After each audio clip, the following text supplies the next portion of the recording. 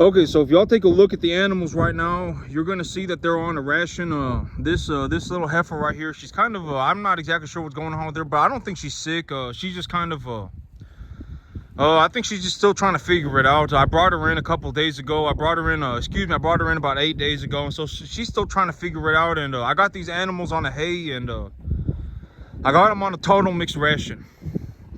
I feed them corn in the morning. I put them out on the grass for about an hour a day. And then I put them on a high protein hay later in the evening. And so I found that, well, okay, so when it comes to an animal's diet, roughish material is very important. There are a few major components of the animal's diet, and to figure out if your diet is working, the best thing to do is just look at the manure of the animal. Walk around and just look for the animal's poop. Check the ground for the animal's poop, and go on Google and look up cattle manure score. If you look up cattle manure score, you will be able to, there is a chart on the internet showing you what the manure looks like when it's at a 1, a 2, a 3, a 4, and a 5. If you just go on the internet and look up manure score, it's on the internet for free. When it comes to what I do, that is one of the biggest gauges, other than me, estimating the weight of the animal and taking a look. I'm actually when I'm done with this right here, I'm gonna go ahead and give her a shot of antibiotics.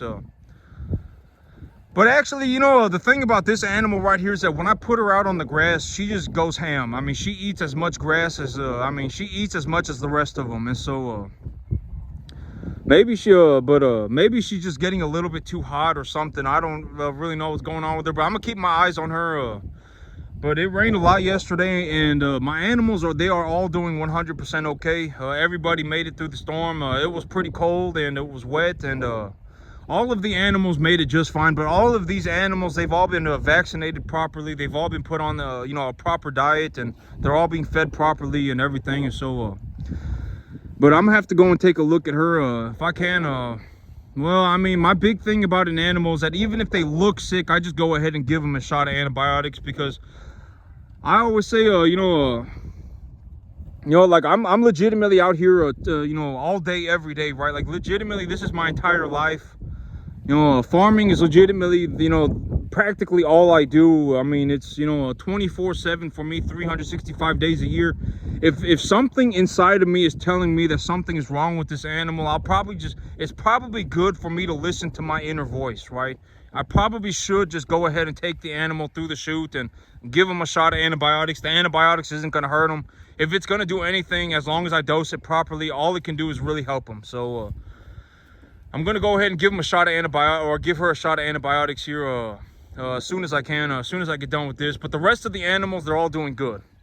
Their manure is clumping up pretty severely. I am seeing a lot of manure being clumped up, and I put them on a okay, so the thing about so when it comes to cattle diet, how I do it is I almost always stick with about a 65% TDN energy diet. When it comes to the diet and when it comes to the amount of energy that I'm feeding the animals, I almost always stick roughly, what I'm looking to do is roughly stick to a 65% TDN number. And what do I mean by roughly stick to a 65% TDN number?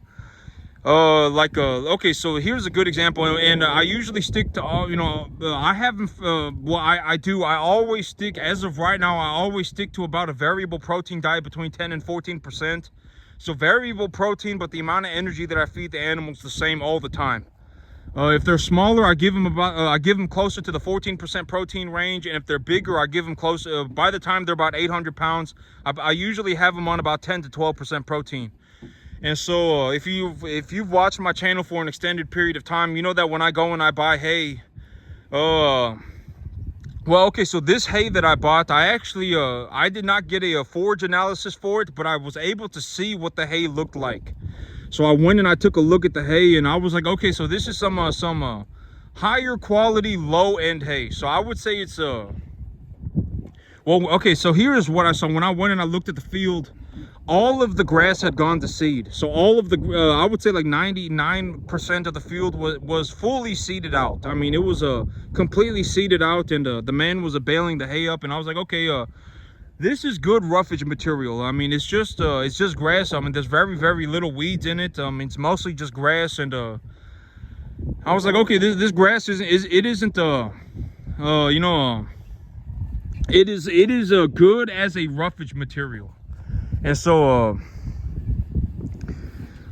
when I look at a grass like that, I would just think, okay, 52%, you know, I eyeballed it, right? I eyeballed it because I see a lot. I legitimately look at grass like every single day. I'm looking at grass. I'm looking at my animals. I'm looking at their poop. I'm looking at how much weight it puts on them. I mean, legitimately, I'm doing this 24 hours a day, 365 days a year. And so if the animals are eating a certain type of grass, I'm going to know how the animal essentially interacts with that type of grass, right? I mean, legitimately, I always say that my big thing is that I'm not a cattle guy. I'm a grass man, right? Grass is the thing that I do the best. And so, you know, like if I take a look at it and if they show me the field, right? If they show me the field that they're pulling the hay from, then even then, you know, I can eyeball it. I can eyeball it and go, okay, this is about this. And so I would say that this hay is probably about 7% protein, 6% protein, and about 50% energy. That is what I would eyeball it at. And in my barn right now, I have an 18% protein, 60 energy hay. And then in the shipping container, I have about an 85 to 90% energy, 8%, 9% or so protein corn. And so when I mix the three together in a ratio, the animals will have the proper diet. And how do I know that they're having the proper diet? Well, I can either look at their poop, or how I do it is I look at their body conditioning, how much weight are they putting on, and also what does their manure look like. That is how I do it 100%. That is how I do everything. So I just keep an eye on the animals. What does their body conditioning look like? Okay, you know, these animals right now, their body conditioning, I would say, well, I got them on free choice roughage material, and I'm feeding them about 0.5% of their body weight in corn a day. I'm giving them about it's about 0.5% of their body weight in corn a day. Oh, excuse me, I'm giving them about 1%. I give them 2 buckets of corn in the morning, and that's 50 pounds. And I've got I think it's 43 animals back here, or 42 animals back here, and I feed them. Oh, excuse me, I feed them 50 pounds of corn. I feed them 50 pounds of corn, or excuse me, it's about 60 pounds of corn. I feed them about 60 pounds of corn, and I got about 42 animals back here, so I feed them about 1.5 pounds of corn a day each. And so they're not getting and I would say that the average weight of my herd right now is about 450, about 500. And so I probably do need to raise that up to about 2.5. But here's the things that I actually tried doubling their corn. I did double their corn intake one day, and they were just pooping out a large portion of it. They were pooping out a lot of corn, and that's why I stopped feeding so much corn. But I give them about right now I would say it's about 1/4% of their body weight a day in corn. I give them about 1/4% of their body weight a day in corn, and then I give them a free choice roughage material. I put them out on the grass for about an hour a day, about 2 hours a day, an hour a day, and then I give them a protein hay. And then I give them roughage material free choice. And the protein hay, I probably give them about another 60 pounds. So they're probably getting about 0.5% of their body weight a day in a total mixed ration. And I may step that up a little bit. And then I also give them a bag of cubes. That's what's happening, is I give them a 50-pound sack of cattle cubes as well once a day too. And so they're getting about 0.75% or so of their body weight a day in a total mixed ration. I'm giving them roughage material free choice, and then I'm putting them out on the grass for about an hour or two a day. And right now, if you take a look at the animals, I mean, you can tell this is not one of the real large animals, but you can tell. I would say this right here, this animal body conditioning score of 6, probably about a 550 to 600 pounds. That's what I would anticipate, somewhere between 550 and 600 pounds. And so my animals are doing good. I just need to keep them going, and once they're good to go, you know, I'll be taking them to market here pretty soon. I'll have several of these animals going to market. If you take a look at the real big ones, these are going to be the type of animals going to market next month. Like this one right here, maybe that one right there, and that one right there. These two right here. I'm just gonna choose the biggest animals out of my herd and take them to the market. And so when they're ready, I'll take them to the market, and I'll be good to go. But okay, so when I first started in the cattle business, I remember it vividly. I was sitting in my living room and I was looking at an iPad. And maybe if I tell y'all how I started, maybe it would give y'all a starting point. Because I always say that the big thing is that you have to choose a direction and you just have to start going. And you have to make objectively good choices, right? I mean, you have to think about what you're doing. That's very important. You have to think about what you're doing. What is this costing me? How much money am I making? Why am I doing what I'm doing? You have to go objectively in the right direction. And so maybe if I tell y'all how I got started, maybe it would give you a starting point. It would give you an idea of where I started. But I remember I was sitting in my living room and I was looking at the sale barn. I was looking at a sale barn. I was looking at their sales sheet.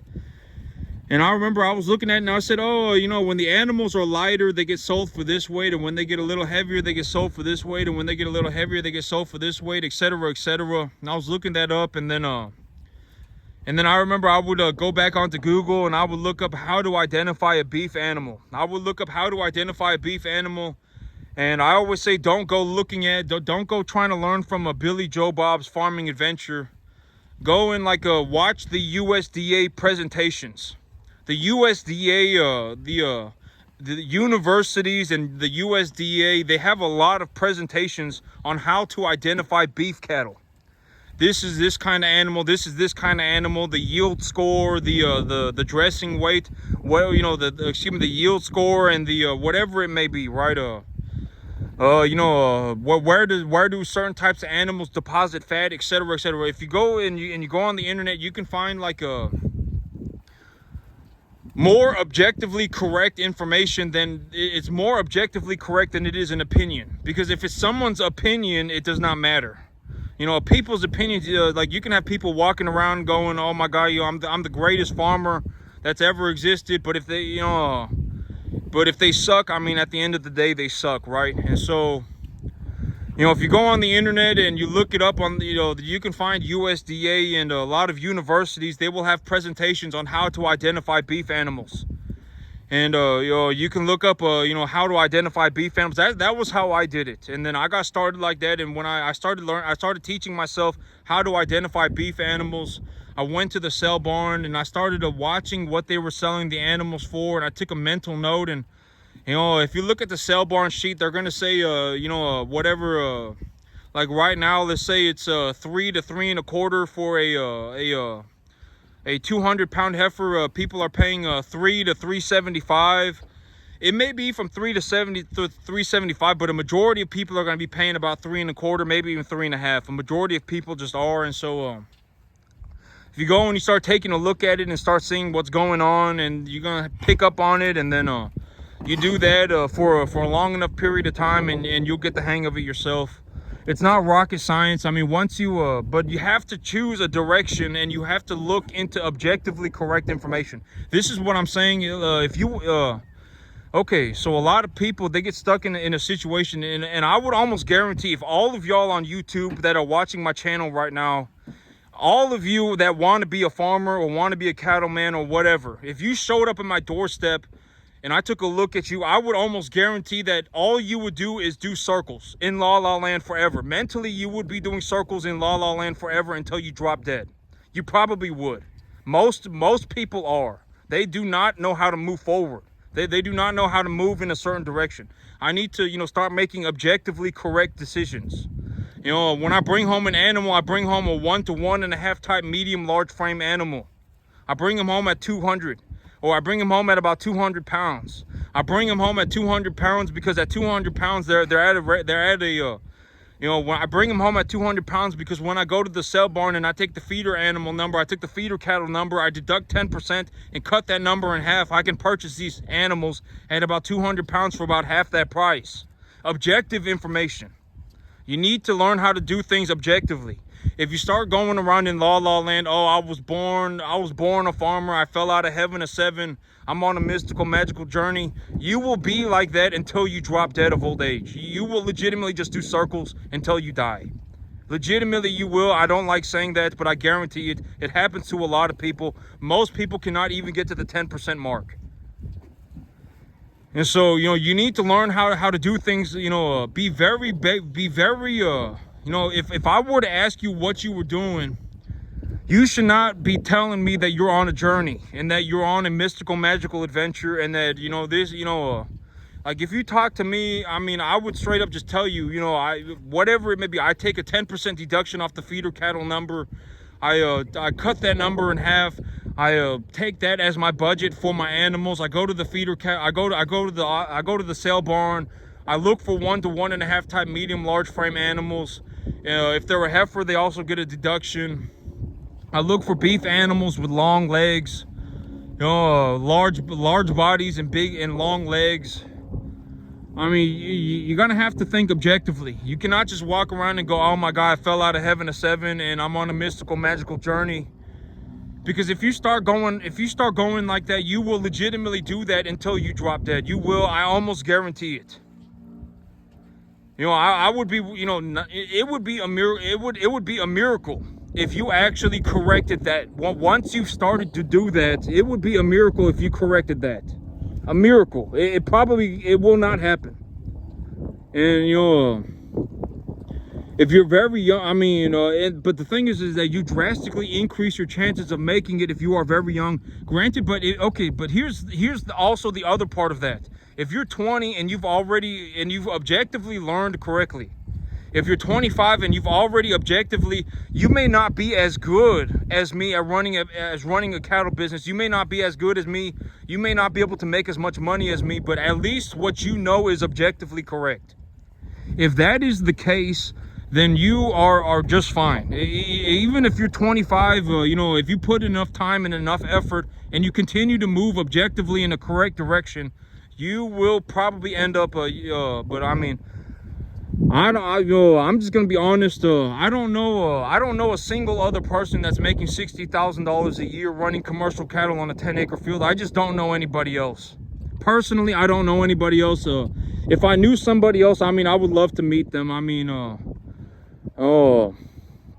I personally do not know anybody else that is able to make as much money as me, you know, running a farm like this, on this acreage.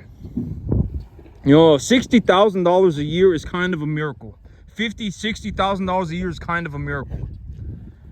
And so, I mean, you know, but if you're, you know, a lot of these,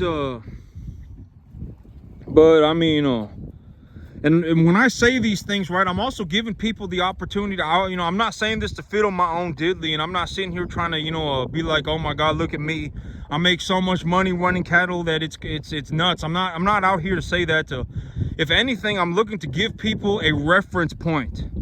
Oh man, if I'm farming 10 acres, I should be able to make 60 grand if I put in enough time and enough effort. If I get good enough at farming, I should be able to make $60,000 a year. And this is how I would do it, right? Because I mean, you know, like at the end of the day, that's the thing about me, is that like when it comes down to it, you know, I would genuinely hope that more people succeed. Because, you know, if you really think about me and my situation, what do I gain from having anybody fail, right? Like if all of y'all watching my YouTube video, like all of y'all that are watching, let's just say every one of y'all watching my YouTube video was interested in running cattle, but it turns out all of you are complete morons and all of you fail. Do I benefit anything from that? I don't. Right? I mean, if you get very good at running cattle, and maybe we can work together, right? I mean, maybe we can figure something out, you know, and we can work together and we can make a lot of money together.